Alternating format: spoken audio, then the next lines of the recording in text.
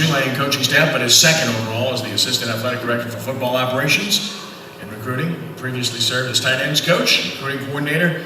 Tulane, of course, a double overtime loser, 38-31 at Tulsa last Thursday night. They'll open at home in a brand new stadium at Yulman Stadium against Georgia Tech this Saturday. Sold out, get there early, have some fun, and it will be a special day. Please give a warm quarterback club welcome to Doug Litchenberger of Tulane University. Doug? Thanks, Ken. Great to be here again. I'm somebody that's kind of moved around a bunch in my coaching career, and have been lucky enough to come to Tulane and have been here for a number of years.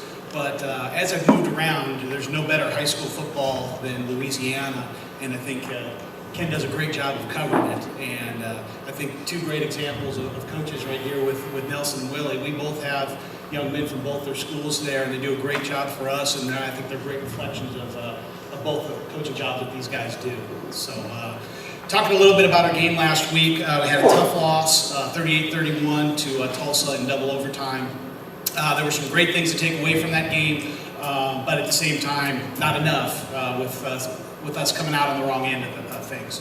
Offensively, very pleased with the production we had on offense. We had over 500 yards total offense. Our quarterback, Tanner Lee, in his first start, we're really happy with the way he played. Had over 250 yards passing, threw 3 touchdowns as well.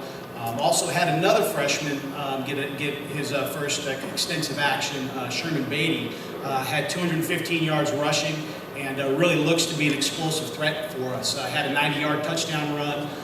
Also had a 50-yard plus run at the end of the game, put us in position to win the game. Hopefully it didn't go that way, but he gave us everything he had. Another guy that performed well for us on offense was wide receiver Justin Shackelford. He has the most experience of anybody on our group, and he had over 100 yards receiving.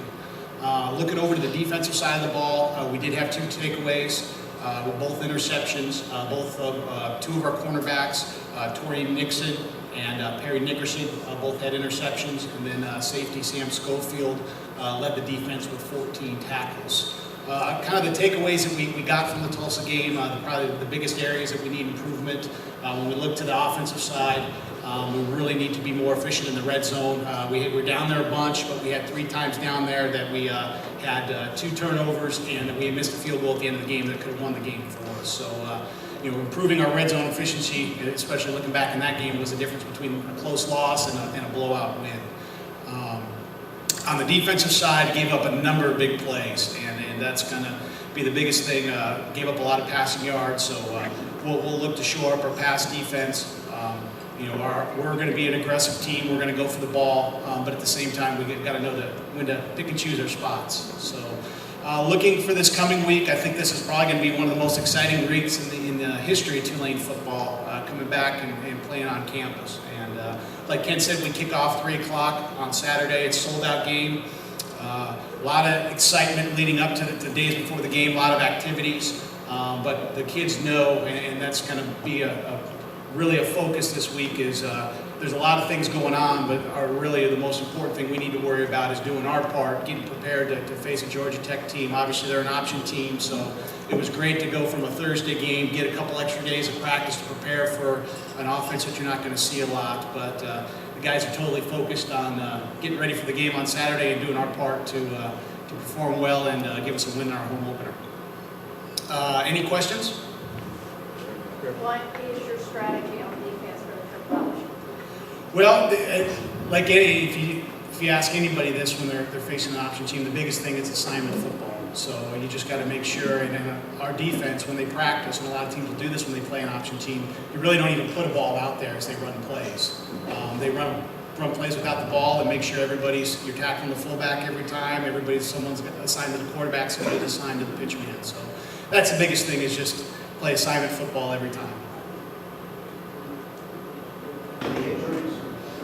No. We actually came out very high. We're really pretty lucky this fall camp. We had nothing major. Had a couple nicks here and there after the Tulsa game, but by the time we get to Saturday, everybody should be healthy and ready to go. With this being the first game in the new stadium, is there a whole lot of excitement amongst the student body? I know this game is sold out, but isn't that mostly alumni? Yeah, well, and it's funny, if I could pull up a little Twitter thing, it was last Friday. The school started last Monday, and it was interesting. You saw all kinds of students. Usually you don't see, our football offices are kind of on one end of campus, not really by any classes or anything like that. And you noticed a lot of students over on that side of campus, and it was kind of, you're wondering what it was, and like, oh yeah, that's right, the tickets are going on sale, right? Or the tickets are available for them to pick up right now. And then you go forward to Friday, and there was a little last sale pickup. There was a line out the door at 4 a.m. for people to pick up their tickets.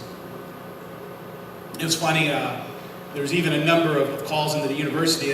Every student thought that they were going to be able to get a ticket, and they're realizing that's the case. And now they're going to deal with the complaints that not everybody's getting tickets to the game. So it's going to be a packed house.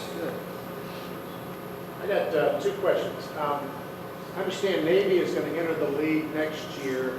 Will they split into 2 divisions and go for a championship game? Yes, that's what's going to happen.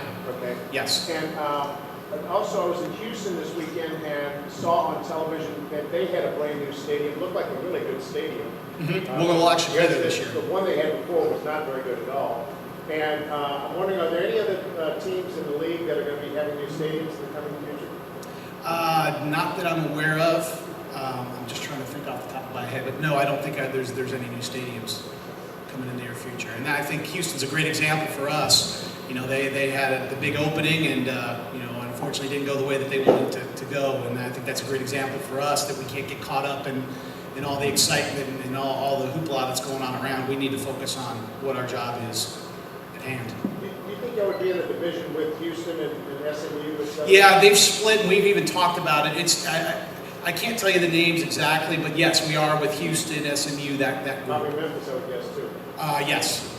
Navy's actually coming in our side too. It's kind of geographic with a couple twists here and there. All right. Thanks again for having me.